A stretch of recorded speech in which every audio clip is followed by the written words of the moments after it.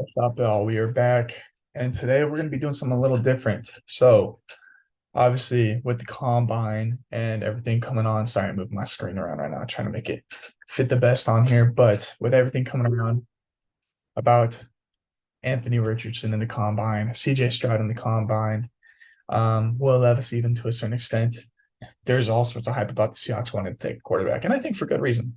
The stock on these guys has risen through the roof, and I want to discuss that. So today's video is: should the Seahawks draft a quarterback to develop behind Geno Smith the next couple years? Because even after the mock draft I did after Geno Smith got signed to an extension here, more details about the deal were released. So I didn't know too much about the deal at the time of the recording. I recorded it literally. I saw the post 3-year 105 and I shot the gun and I did a mock draft because that tells to me, we're in win now mode, which I think we are in win right now mode.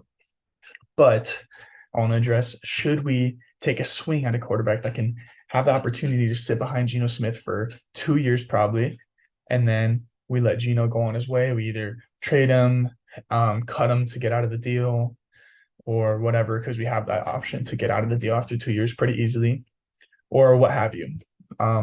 So first, I'm going to talk about Anthony Richardson because I think he's the quarterback that's probably most likely to be there out of the top four.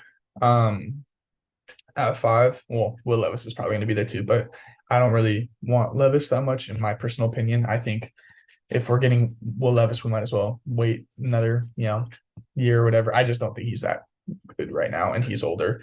But to get away from that, Anthony Richardson, physical freak. He says 6'4", 232 on here. He's even bigger than that. He's 6'4", but he's 244 is what he weighed in at the combine, and he was lean, dude. He wasn't just a 244 big dude. He was ripped, man. He's jacked out of this world. Big, strong, athletic freak. Ran a 4.43 official. Specimen. If you're building a quarterback in the lab, you're going to find something that looks kind of like Anthony Richardson. So obviously that's a big deal for us, man.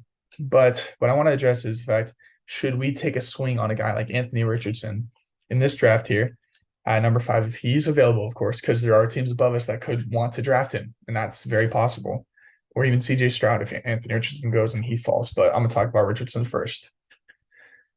I think it's possible. I think it's very possible, and it's an idea that I think John Snyder and Pete Carroll will keep in mind because he is that talented that if you can maximize his potential, he's a top 5 quarterback in the league. Like, just easily, if you can maximize his potential. And so I think that's a great prospect, of course. And I think we have to be very interested and consider all the options. But there's also, great defensive players on the board that will make our team better right now versus Richardson won't make our team better until, probably year 3 of his rookie deal. And so here's what I propose. Anthony Richardson, for as much hype as he got, I need to remind people to kind of just put a little simmer on it so we can, think logically across the whole board here. He had 2,500 yards, 17 touchdowns, 9 interceptions passing to go along with 654 yards and 9 touchdowns rushing. That's a good season in college. You got to think they have less games than us and all that jazz. But the only thing that concerns me, if I'm being honest, with his season last year is predominantly the accuracy issues. I don't think his decision making is all that horrible. For me, it's more about the fact that he'll make a decision that's good sometimes even, and he'll just miss the throw because he's not quite there yet. And that's accuracy. You can work on that and try to get better there and stuff, but it's not easy to make that change. So just want to say it's not an easy deal. I think that he will have a ton of growing to do, and that's why he would sit for 2 years.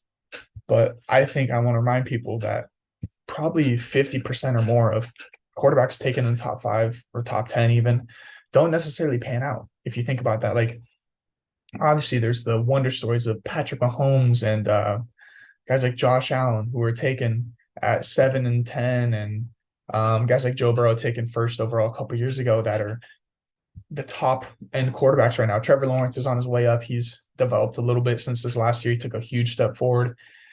There's more guys. I'm not going to rattle through everyone, but for all those guys, there's also the Zach Wilsons, the Mitchell Trubisky's, the Baker Mayfields, the Sam Darnolds, and there's many more I could rattle off, but I'm not going to list a bunch of mediocre quarterbacks all day. But so I just want to remind you guys, there's a chance that he sits for 2 years and then he's just not that guy. And so we'll run through his rookie contract, and then maybe he's not our quarterback of the future. And so I just want to remind people that that's what we risk by taking him at 5. But we also have the possible reward of him being a top 5 quarterback for the next 10 years if we can keep him with our team all throughout that. And so I think it's a very intriguing prospect. Hope that we're just sitting there balanced and we kind of balance the could we trade back and get a lot of rewards, because that's the other side of this coin is we could take Anthony Richardson at pick 5, but maybe what ends up happening is the team really likes Anthony Richardson. He's available for us to take. However, a team in the 8 to 12 range or whatever that needs a quarterback, like the Falcons or even the Raiders at 7 or the Titans at 11, or the Panthers at 9, they call us and they say, hey, we will give you not only the number, let's say 9 pick if you're the Panthers, we'll give you the number 9 pick, but we'll also give you our first rounder next year if you let us come up and trade up and take your spot right now. And if you're thinking you're a GM and you think you have 2 first rounders on the board for this 1 pick, and you think either I can have Anthony Richardson or I can have 2 first round picks that both go towards making my team better right now. That's the balance you have to think of. And so same thing with CJ Stroud, except for CJ Stroud is a lot more pro ready right now. And so I think CJ Stroud would obviously benefit for sitting a year or two. I think sitting for 2 years is kind of he doesn't need it like that. And so I think CJ Stroud will more than likely go to a situation where he's playing either first year or second year, versus Anthony Richardson, I think fits more for us because again, he'd be playing his 3rd season by the time he's starting, and I think that'd be best for him. So I just wanted to get on here and share some thoughts. And honestly, I'm not sure what I think we should do. I really don't know. I think that if there's a guy like Jalen Carter, Will Anderson available, or we have a trade where we can go back a few picks and collect an extra first rounder next year, I think you highly consider that, because next year, there's literally Caleb Williams, Drake May. I don't know all the other quarterbacks that are going to be coming out for certain or anything like that, but those 2 guys are insane prospects as well.